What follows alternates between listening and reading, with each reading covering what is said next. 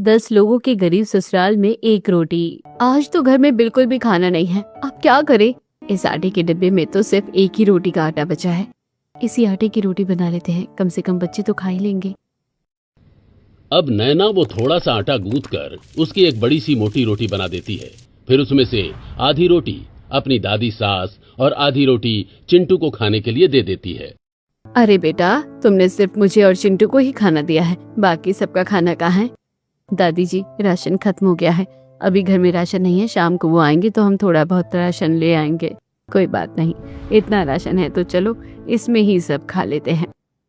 माँ जी, एक रोटी में से हम सब कैसे खा पाएंगे? ऐसे तो किसी का भी पेट नहीं भरेगा। कम से कम आप खा लीजिए, आपका पेट तो भर जाएगा। बिल्कुल नहीं, पूरा परिवार मिल बांट कर खाएगा। एक ज्यादा खाए और एक बिल्कुल ना खाए, ऐसे मुझे बिल्कुल अच्छा नहीं लगता। शांति ने जिद करके सबको रोटी का एक एक निवाला दिया और सबने उसे खा लिया। लेकिन एक निवाले से कहाँ किसी की भूख मिटती है। जब तक कुछ नहीं खाया था तब तक थोड़ी शांति थी, लेकिन अब एक निवाला खा लिया तो ऐसा लग रहा है कि थोड़ा और खाने को मिल जाए। बड़ी भूख लग रही है। माँ, क्या और कुछ खाने को नहीं है?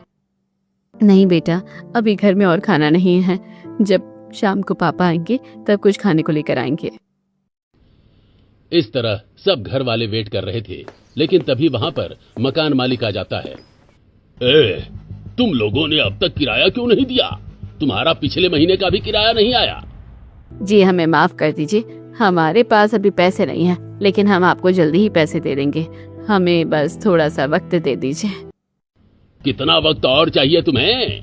पिछले महीने का भी किराया नहीं दिया और इस महीने का भी किराया चाहिए था, और उससे पिछले महीने के भी तुम्हारे 2000 बचे हुए हैं। मैंने तो तुम्हें मकान सबसे सस्ते किराए में दिया है, सिर्फ 4000 रुपए में, लेकिन इस महीने मुझे किराया बढ़ाना है। देखिए, ऐसा मत कीजिए, अभी हमारा काम बिल्कुल ठीक नहीं चल रहा है और इतना ही किराया हम मुश्किल से दे पा रहे हैं। कृपया करके आप और किराया मत बढ़ाइए।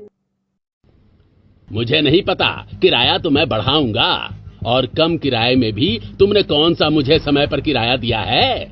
तुम्हारे हालातों की वजह से मैं अपना नुकसान क्यों करूंगा? मैं तुम्हें सिर्फ 1 हफ्ते का समय दे रहा हूं।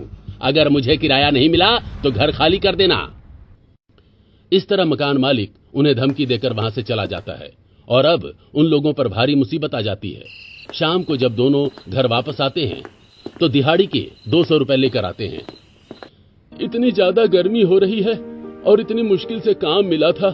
पूरा दिन सामान उठाया और उसके बाद जाकर लास्ट में 100 रुपया मिला है। सच में हालत एकदम खराब हो गई है। आप बस जल्दी से खाना दे दीजिए, बहुत भूख लगी है।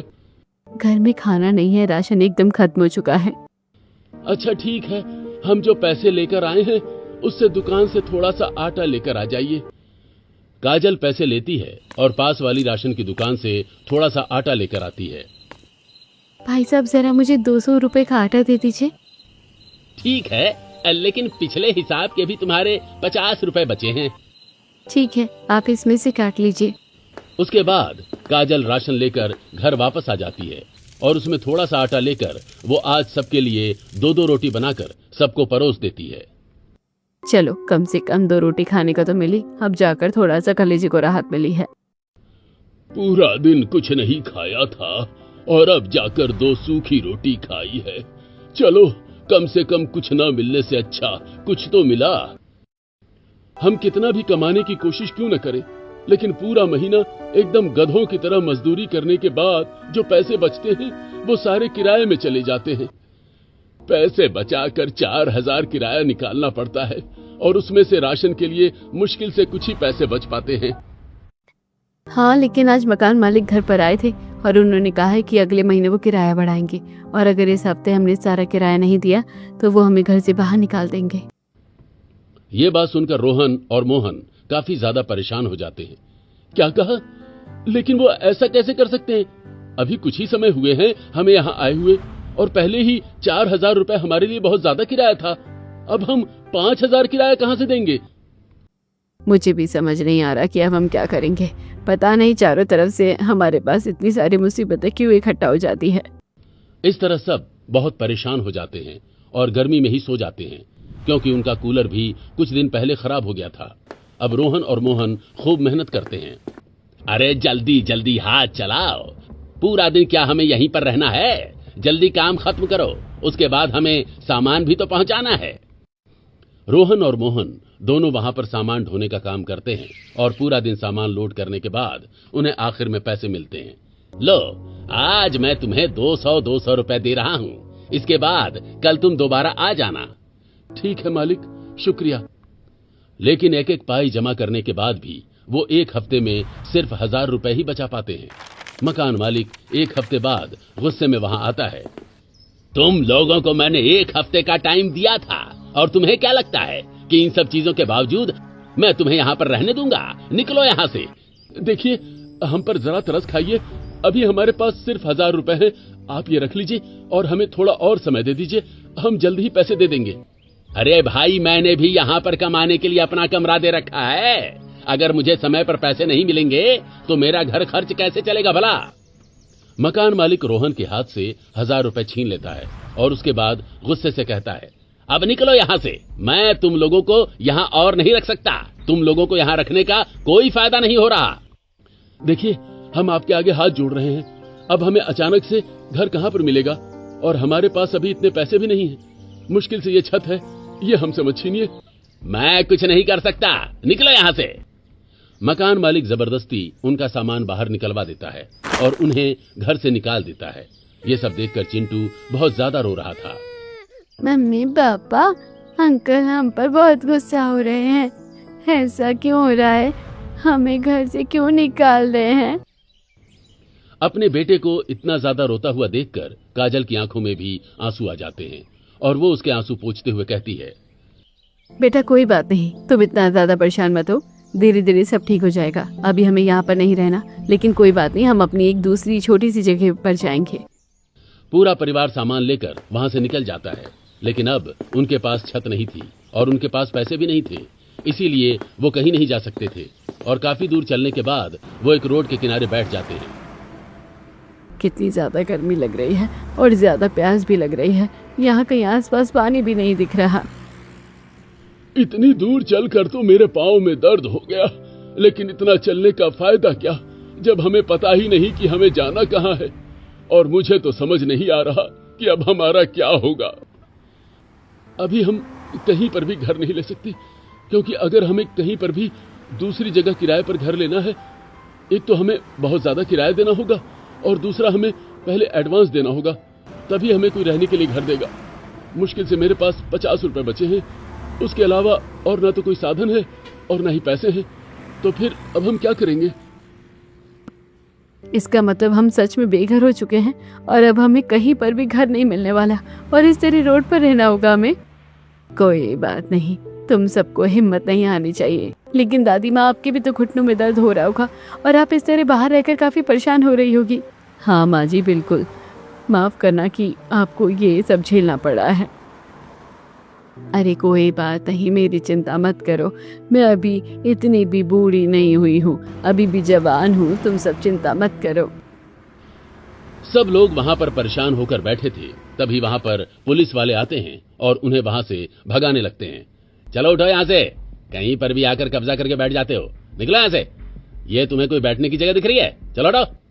पुलिस वालों के भगाने के बाद उन्हें फिर से वहां से उठकर जाना पड़ता है और रास्ते में रोहन एक दुकान से पानी की बोतल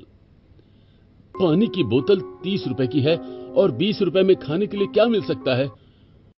20 रुपए का तो ब्रेड का पैकेट भी आ सकता है और कुरकुरे चिप्स आ सकते हैं, तो बताओ क्या चाहिए? आप मुझे एक ब्रेड का पैकेट दे दीजिए। रोहन खाने के लिए एक ब्रेड का पैकेट खरीद लेता है। सब लोग थोड़ा सा पानी पीते हैं और 2-2 ब्रेड खाकर अपनी भूख को मिटाते हैं। अब जाकर थोड़ा सा अच्छा लग रहा है, वरना तो भूख के मारे जान निकली जा रही थी। मम्मी, मुझे रूखी सूखी ब्रेड नहीं खाई जा रही, मुझे इसके साथ दूध चाहिए। बेटा, अभी तो दूध खरीदने के पैसे भी नहीं है, अभी तुम पानी के साथ ही ब्रेड खा लो। इस तरह सबको मजबूरन पानी के साथ रखी ब्रेड खानी पड़ती है और उसके बाद फिर से वो अपनी आगे की चलने की यात्रा को शुरू कर देते हैं।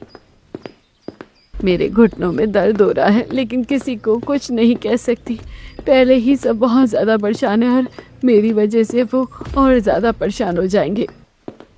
थोड़ी दूर जाकर उन्हें फ्लाईओवर के नीचे आखिरकार जगह मिल जाती है और वहां पर उन्हें बैठना पड़ता है। चलो आखिरकार शुक्र है कि हमें कोई एक जगह तो मिल गई। अब हम यहाँ पर कम से कम थोड़ी देर आराम तो कर सकते हैं। हाँ बिल्कुल, सब बहुत थक गए हैं और पूरी दिन इतनी गर्मी में चल चल कर हालत तो वैसे भी खराब हो गई है। उसके बाद सभी वहीं पर रुक जाते हैं। वहां पर पहले से एक दो आदमी और सो रहे थे, जो खुद अपने हालातों से मजबूर होकर शायद बेघर हो गए थे।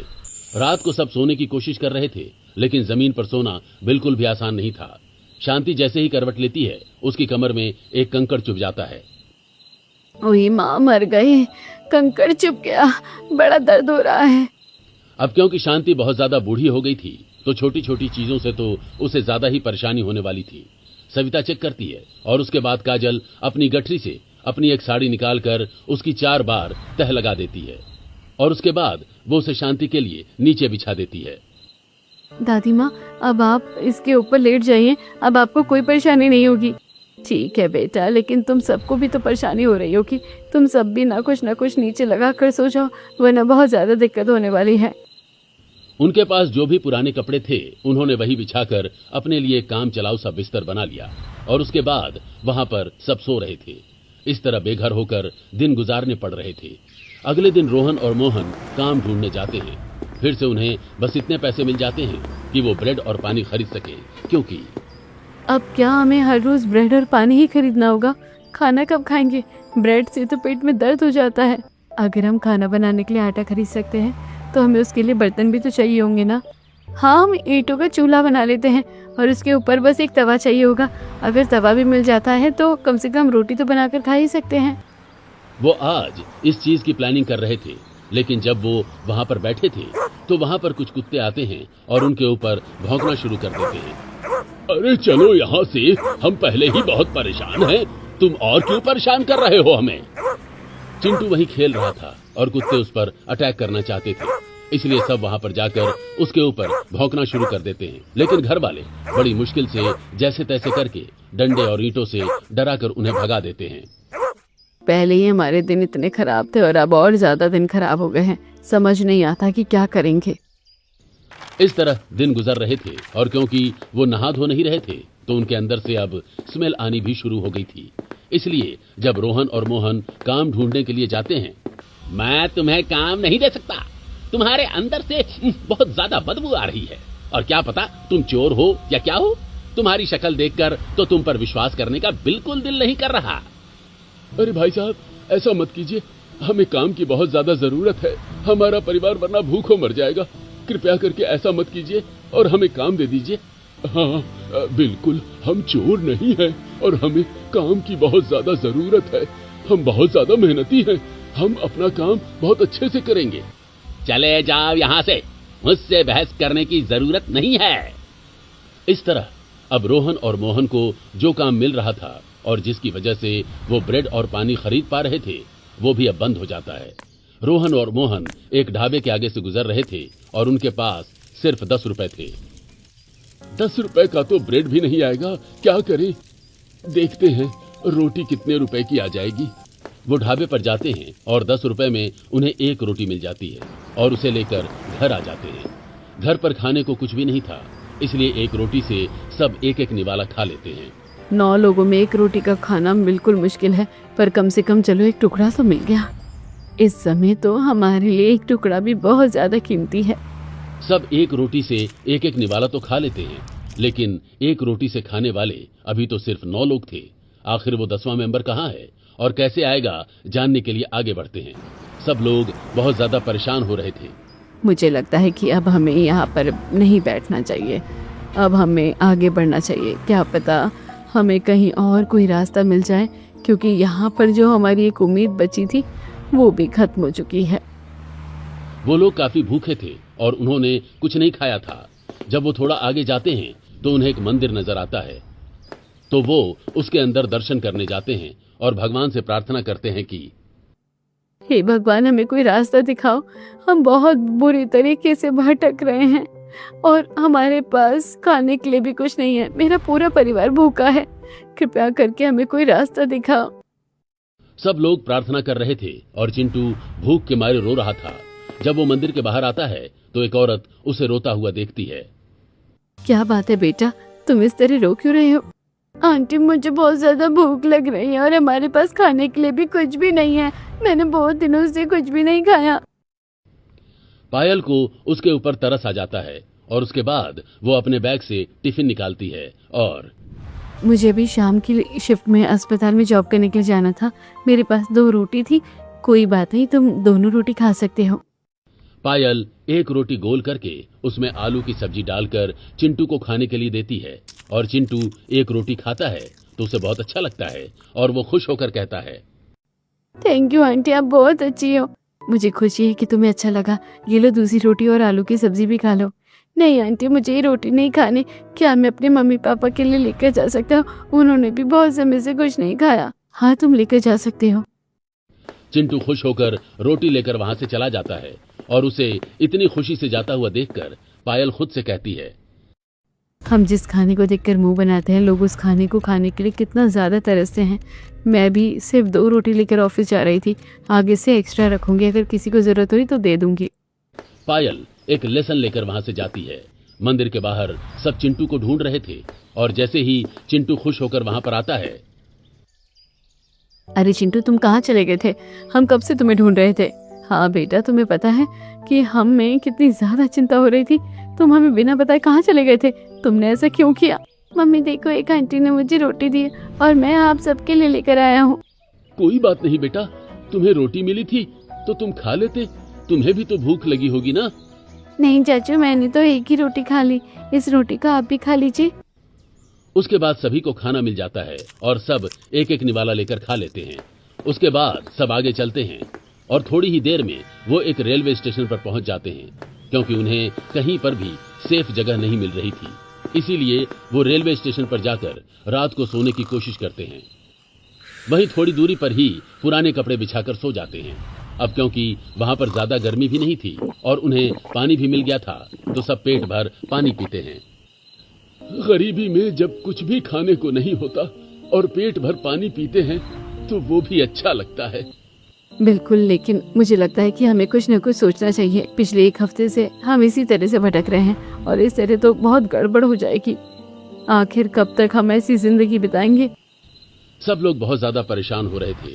अगले दिन सुबह वो ट्रेन के आसपास जब देखते हैं तो उन्हें वहीं पर एक झुग्गी झोपड़ी वाला इलाका मिल जाता है और ये देखकर नैना और काजल को एक आइडिया आता है।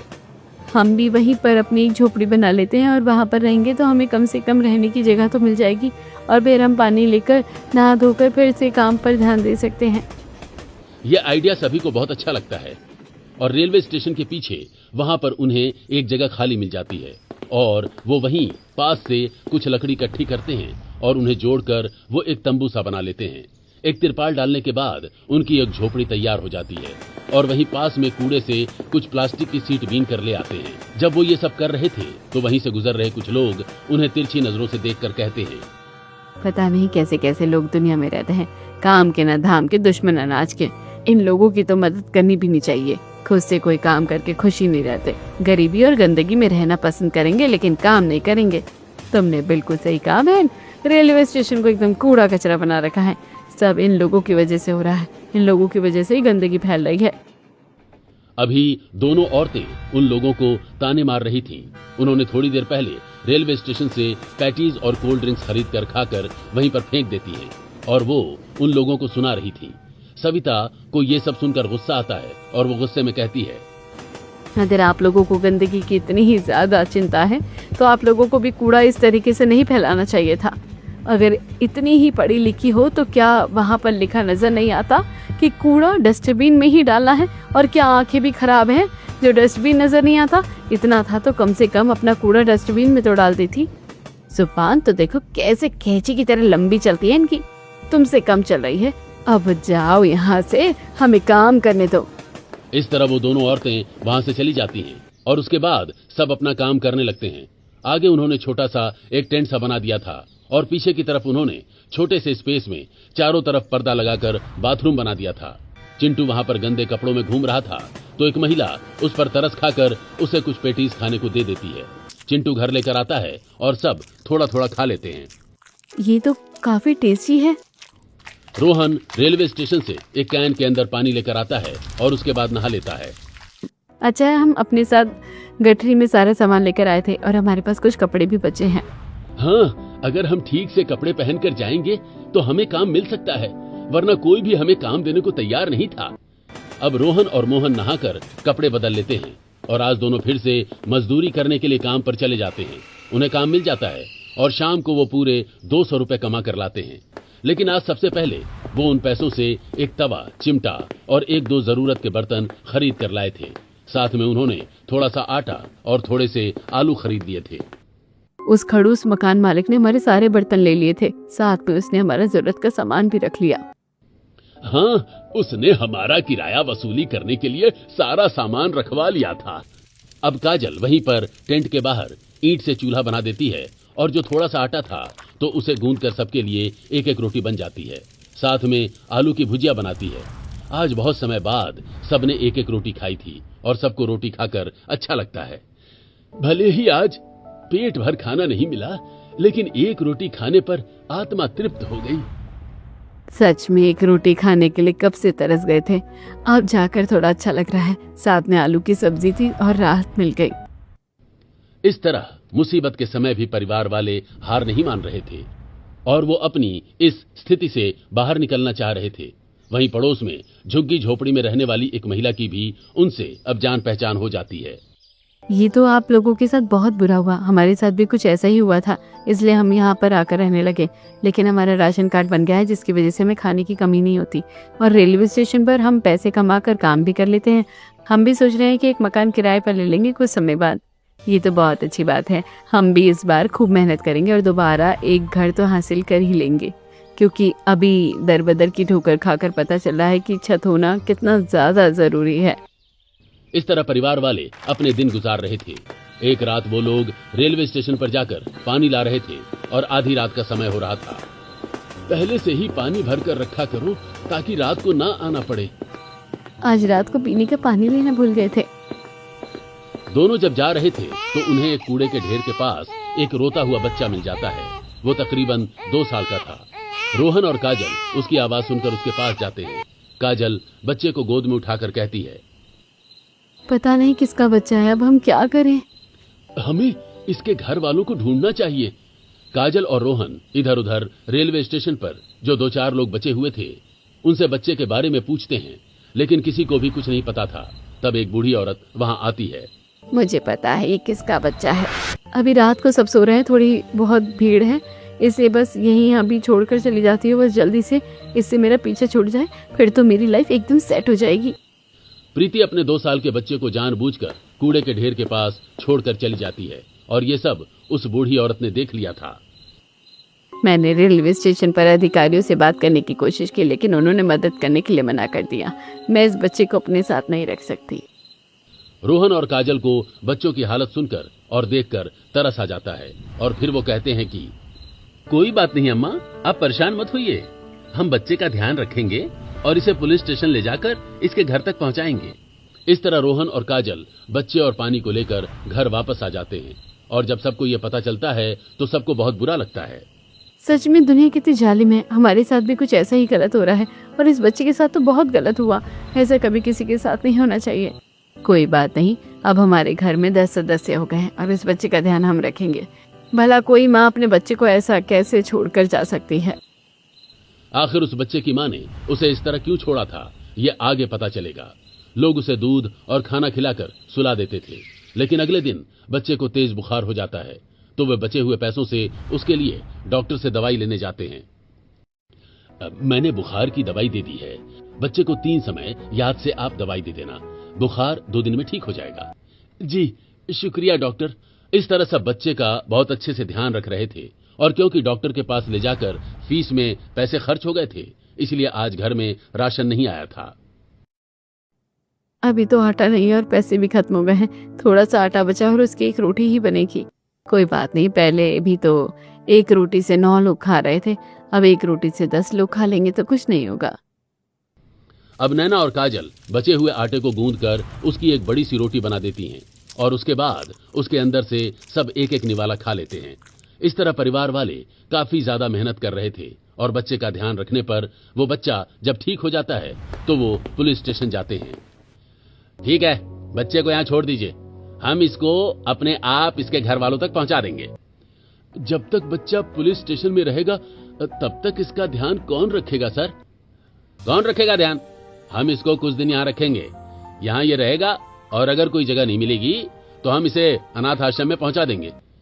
ये कंडीशन सुनने के बाद परिवार वालों का बच्चे को पुलिस स्टेशन में रखने का दिल नहीं मानता, तो इसीलिए।